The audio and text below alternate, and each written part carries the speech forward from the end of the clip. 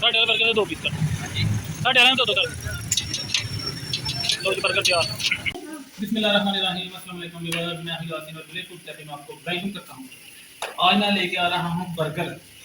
आपने देखना है कैसे बनते हैं। अंडे वाले बर्गर हैं, शामी हैं, तो आपने देख लेना इस रेसिपी को। बहुत ही मज़ेदार किस्म की रेसिपी है, रोल बर्गर है, तो आपने देखना है बिना वक्त बढ़ाए बर्गर लग रहे हैं जी। बनाओ बनाओ।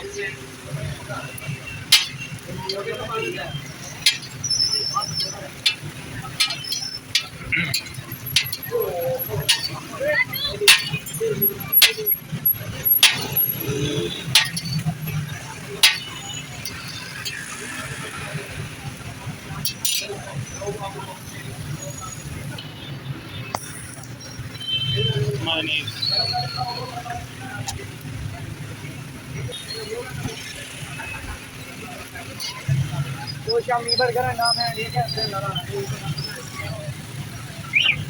कर लो।